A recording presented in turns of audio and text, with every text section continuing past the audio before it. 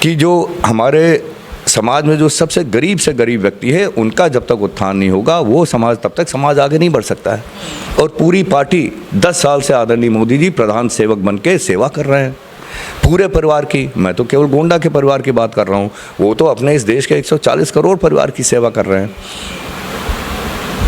आरोप ये भी लगता है सर भाजपा पर। नमस्कार, मैं हूँ सबा खान, आप देख रहे हैं द दस्तक 24।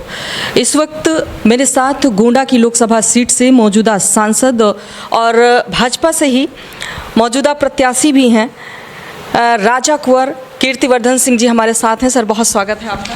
धन्यवाद मैम। 2 बार से आप भाजपा से जीत रहे हैं यहाँ पर, तीसरी बार का चुनाव किस तरह से देख रहे हैं 2024 का? देखिए, ये चुनाव भी विकास संबंधित चुनाव है और जनता पूरी तरह से भारतीय जनता पार्टी के साथ है। हमारी पार्टी ने, हमारे आदरणीय प्रधानमंत्री जी ने, हमारे आदरणीय मुख्यमंत्री जी ने पूरी तरह से, पूरे ढंग से जो लोगों की अपेक्षाएं थी उस पर हम लोग खरे उतरे हैं। जो काम 65 साल की आज़ादी में नहीं हुआ था वो 10 साल में आदरणीय प्रधानमंत्री जी ने, भारतीय जनता पार्टी ने करके दिखाया है। जनता पूरी तरह हम लोगों के साथ खड़ी है, उसमें कोई दो राय नहीं। जो हम लोगों का लक्ष्य है 400 पार, वो हम लोगों को मिलेगा। आपके सामने टक्कर में सीधे बेनी प्रसाद की पोती हैं श्रेया वर्मा जी, इसको किस तरह से देख रहे हैं आप और कितना चुनौती मान रहे हैं इस बात? देखिए, हर चुनाव चुनौती होता है। इस बार हम लोगों की चुनौती मात्र जीतना ही नहीं है। इस बार हम लोगों के लिए, हमारे कार्यकर्ताओं के लिए चुनौती ये है कि कितने अधिक से अधिक, कितने लाखों वोटों से जीतेंगे, ये हम लोगों का टारगेट है और इस टारगेट को लेकर हम लोग चल रहे हैं। जातीय समीकरण की बात करें सर यहाँ पर, तो कितना आपके फेवर में? देखिए, आदरणीय प्रधानमंत्री मोदी जब से इन्होंने देश की कमान संभाली है, जो पुरानी एक प्रथा थी कि जात के नाम पे वोट मिलता था, वो आदरणीय प्रधानमंत्री जी ने वो जात खत्म कर दिया है। अब केवल विकास के नाम पे वोट मिलता है, क्योंकि लोगों ने देखा है कि जिस तरह से काम हो रहा है, सबका साथ सबका विकास की सरकार है और इसमें कोई जात की बात ही नहीं है। हम लोगों ने जितने भी योजनाएं हम लोगों ने ज़मीन पे लागू किए हैं, इसमें जात और धर्म पे कोई पक्षपात नहीं किया। इसको जनता भी अच्छी तरह समझती है और सब लोग मोदी का परिवार बन के मोदी जी के साथ खड़े हैं। सर, गोंडा में विकास किस तरह से हो रहा है और आने वाले समय में अगर आप फिर से भी जनता भरोसा करती है तो कैसा विकास करेंगे? क्या कुछ प्राथमिकताएं हैं? गोंडा पहले उत्तर प्रदेश का एक सबसे बैकवर्ड जिले में माना जाता था और इसको संज्ञान में आदरणीय प्रधानमंत्री जी ने लिया और इसका संज्ञान आदरणीय मुख्यमंत्री जी ने भी लिया। और जिस तरह से योजना उन्होंने गोंडा के लिए दिया है, आज हम लोग यूपी के एक विकसित डिस्ट्रिक्ट में हम लोग का नाम आ गया है। अगर हम लोग सड़क की बात करें, आज गोंडा में आपके जाम से इजाज़त दिलाने के लिए 3 ओवरब्रिज केंद्र सरकार ने पास कर दी, राज्य सरकार ने पास कर दी, वो बन रहे हैं। आज आपके यहाँ मेडिकल कॉलेज की स्थापना हो चुकी है और करीब बिल्डिंग बन के तैयार है। आज जो यहाँ से सन 71 से मांग थी, जो हमारा उतरौला क्षेत्र है और ये हमारा नेपाल सीमा से लगा हुआ क्षेत्र है और इंटीरियर क्षेत्र है, वहाँ कनेक्टिविटी कोई नहीं थी। हमारी सरकार ने 4,985 करोड़ की योजना श्रावस्ती से रेलवे लाइन सीधे खलीलाबाद को लिंक करने के लिए पास कर दी गई। उस पर ज़मीन भी खरीदी जा रही है। आज बड़े बड़े नेशनल हाईवे बन रहे हैं, हर तरह की विकास कार्य हो रहा है जो हम लोगों ने कभी देखा नहीं था और सोचा नहीं था। तो यहाँ तक विकास काम की बात है, उसमें कोई कमी नहीं है और जनता इसको देख के बहुत ही खुश है और पूरी ढंग से हम लोगों के साथ खड़ी हुई है। विपक्ष रोजगार को लेकर भाजपा को घेरती है। गोंडा में रोजगार के क्या कुछ साधन स्रोत हो सकते हैं यहाँ की जनता के लिए, जो लोकल लोग हैं? देखिए, जो विपक्ष घेरती है हम लोगों को रोज़गार के मामले में, देखिए रोज़गार ओवरनाइट एक रात में नहीं डेवलप होता है। तो रोज़गार आएगा कैसे?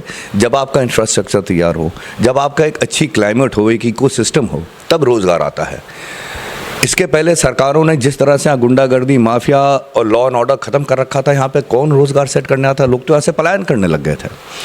आज उसका उल्टा दृश्य ये है कि आदरणीय प्रधानमंत्री और आदरणीय योगी जी के रूल सरकार में जिस तरह से लॉ एंड ऑर्डर को चुस्त दुरुस्त किया गया है, आज करोड़ों हज़ारों करोड़ों का निवेश हमारे उत्तर प्रदेश में हो रहा है और इसका रिज़ल्ट आने में 1-2 साल और लगेगा। आज हम लोग यंगस्टर्स, जो हमारे नवयुवक हैं, इनके लिए हम लोग बात कर रहे हैं। आज कितने सारे स्टार्टअप्स हमारे देश में बन रहे हैं, रोज़गार के यही साधन हैं। जहां हम लोग इतना इंपोर्ट करते थे डिफेंस इक्विपमेंट। इंडिया दुनिया में सबसे बड़ा इंपोर्टर था डिफेंस इक्विपमेंट का, जो हमारे आर्मी, एयरफोर्स और नेवी के लिए चाहिए। आज हम लोग बिलियंस ऑफ डॉलर्स का एक्सपोर्ट कर रहे हैं। हमारे ही देश में इक्विपमेंट बन रहा है। कौन बना रहा है, कौन काम कर रहा है? हमारे नौजवान जो स्किल्ड हो गए हैं, पढ़ लिख गए हैं।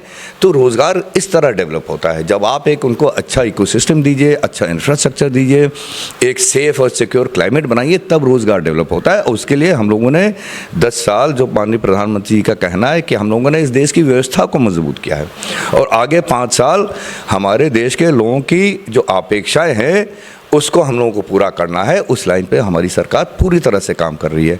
जहाँ तक गोंडा की बात है, बगल में अयोध्या नगरी का जिस तरह से विस्तार हो रहा है, यहाँ भी हमारे नौजवानों को अनगिनत मौके मिलेंगे अपना रोज़गार करने के लिए, अपना पालन पोषण करने के लिए, और छोटे छोटे बिजनेस और दुकान करने के लिए। लेकिन मैं इसके बाद भी मैं आदरणीय मुख्यमंत्री से उनसे अनुरोध करने जा रहा हूँ, उनसे मिलूँगा कि जब इतनी बड़ा एक यहाँ पे केंद्र बन गया है अयोध्या, जहाँ देश विदेश से लोग आएंगे, तो हमारे गोंडा में भी जो सटा क्षेत्र है अयोध्या से, यहाँ पे एक इंडस्ट्रियल पार्क डेवलप हो जाए, जिसमें जो रोज़मर्रा की ज़रूरतें हैं, खाने की, पीने की, पैकेट चीज़ें हैं, पैकेजेस हैं, इसका यहाँ पे हम लोग फिर उत्पादन कर सकें। हमारे यहाँ लोग, हमारे उद्यमी हैं, वहाँ पे इंडस्ट्रियल पार्क में जाके अपनी ये बिजनेसेस सेटअप कर सकें, जिससे यहाँ पे हमारे नागरिकों को और तमाम रोज़गार के साधन मिलेंगे। आपके ही घराने से बार बार जीत होती है। लोग जानना चाहते हैं कि क्या है व्यक्तिगत आपका, ऐसा क्या है गोंडा में कि आप ही हैट्रिक की जीत मारते हैं? देखिए, इसमें व्यक्तिगत की क्या बात कहें, ये हम लोगों का बड़ा परिवार है। कांग्रेस में रहे तो जीत रहे हैं, भाजपा में हैं तो जीत रहे हैं, ऐसा क्या प्रभाव पड़ता है? देखिए, ऐसी बात नहीं कि हम लोग लगातार जीतते ही आए हैं। जो सही बात है, हम लोग चुनाव हारे भी हैं, ऐसी बात नहीं है। लेकिन ये परिवार हमेशा हम लोगों के साथ खड़ा रहा है। ये हम लोगों का घर है, हम लोगों का परिवार है, और हम लोगों का मुख्य उद्देश्य राजनीति में रहने का केवल और केवल एक है कि ये इतना बड़ा जो हमारा क्षेत्र है, यहाँ के परिवार आज से नहीं, मेरे परपाजा के समय से जुड़े हुए हैं। मेरे ग्रेट ग्रैंडफादर जब पहला यहाँ पे United provinces of Awadh and Agra establish हुआ था ब्रिटिश रूल में, तो उसका जो काउंसिल था उसमें यहाँ इलेक्ट होके गए थे। 1912-13 की बात मैं बता रहा हूँ। आज 1923 है। 100 साल से ज़्यादा हो गया है हम लोगों के परिवार को अपने इस परिवार की सेवा करते हुए। और राजनीति का मुख्य उद्देश्य हम लोगों का यही है कि जो हमारा घर है, गोंडा लोकसभा है, यहाँ का जो परिवार है, हमारे परिवार है, इनकी समस्या दूर हो, यहाँ का विकास हो, हमारा परिवार की जो सामने जो कोई भी दिक्कत है उसको दूर किया जाए। हम लोग का मुख्य उद्देश्य यही है। आज हमें बहुत बड़ी खुशी है कि इसी उद्देश्य के साथ आज भारतीय जनता पार्टी में मैं हूँ, और भारतीय जनता पार्टी का भी ये उद्देश्य है कि जो हमारे समाज में जो सबसे गरीब से गरीब व्यक्ति है, उनका जब तक उत्थान नहीं होगा, वो समाज तब तक समाज आगे नहीं बढ़ सकता है। और पूरी पार्टी 10 साल से आदरणीय मोदी जी प्रधान सेवक बन के सेवा कर रहे हैं पूरे परिवार की। मैं तो केवल गोंडा के परिवार की बात कर रहा हूँ, वो तो अपने इस देश के 140 करोड़ परिवार की सेवा कर रहे हैं। आरोप ये भी लगता है सर भाजपा पर कि जब चुनाव आता है, भले ही नीतियों का फ़ायदा सभी लेते हैं योजनाओं का, लेकिन जैसे ही चुनाव आता है भाजपा हिंदू मुस्लिम कर देती है और हिंदू मुस्लिम के नाम पर वोट हासिल करती है। आप इसको किस तरह से देखते हैं? देखिए, ये गलत धारणा है जो विपक्षी पार्टी उन्होंने बनाया है। 2019 में जब दोबारा आदरणीय प्रधानमंत्री मोदी जी बने थे, उन्होंने अपने सबसे पहले भाषण में पार्लियामेंट में अपने इस देश के लिए योजनाओं और जो 5 साल का विजन है उसको बताते बताते हम लोगों की तरफ इंगित किया था, और ये कहा था कि आप लोगों को इस ढंग से काम करना है, ये समझ के काम करना है कि ये सरकार उनकी भी है जिन्होंने भारतीय जनता पार्टी को वोट दिया है, और उनकी भी है जिन्होंने भारतीय जनता पार्टी को वोट नहीं दिया है। ये माननीय प्रधानमंत्री जी ने खुद कहा था पार्लियामेंट में 2019 के अपने पहले भाषण में। और सबका साथ सबका विकास के नारा लेके हम लोग काम कर रहे हैं। ये विरोधी लोग जो बात फैला रहे हैं सरासर गलत है। हम लोगों ने अपने यहाँ ज़मीन पर जो योजनाओं का लाभ उठाने वाले उन लाभार्थियों से मिले हैं, हम लोगों ने खुद कैंप लगा के योजनाओं का वितरण किया है। उसमें हमारे सभी जात, सभी धर्म, सभी लोग जाते हैं। आज यहाँ तमाम हमारे गरीब परिवारों के कन्याओं का विवाह होता है, 51,000 रुपये मिलता है। मैं खुद, हम लोग कई ऐसे फंक्शन में शामिल हुए हैं जहाँ एक तो पंडित जी हमारे हिंदू लड़के लड़कियों का विवाह करा रहे हैं, तो एक तो मौलवी साहब हमारे मुस्लिम लड़के लड़कियों का विवाह कराना हमारे परिवार के, तो केवल कहने की बात है। आज बहुत बड़ी संख्या में हमारे अल्पसंख्यक भाई भी जिनके मन में ये धारणा खत्म हो गई है, वो पूरे विश्वास के साथ भारतीय जनता पार्टी के साथ हैं। देखिए, बहुत बड़ी संख्या में हम लोगों के साथ आ रहे हैं, ज्वाइन कर रहे हैं और मदद करने के लिए, सहयोग करने के लिए कंधे से कंधा मिलाकर चल रहे हैं। बहुत शुक्रिया सर। तो हमारे साथ बातचीत करने के लिए कुंवर राजा कीर्तिवर्धन सिंह जी थे, जिनकी नीतियां भाजपा के तहत बिल्कुल साफ हैं, एजेंडा बिल्कुल साफ है, चुनावी मैदान में टक्कर देने के लिए विपक्षों को तैयार हैं। अब देखने वाली बात होगी कि भाजपा पर कितना भरोसा आम जनता वोटर्स जताते हैं, ये तो वक्त बताएगा। फिलहाल देखते रहें द दस्तक 24।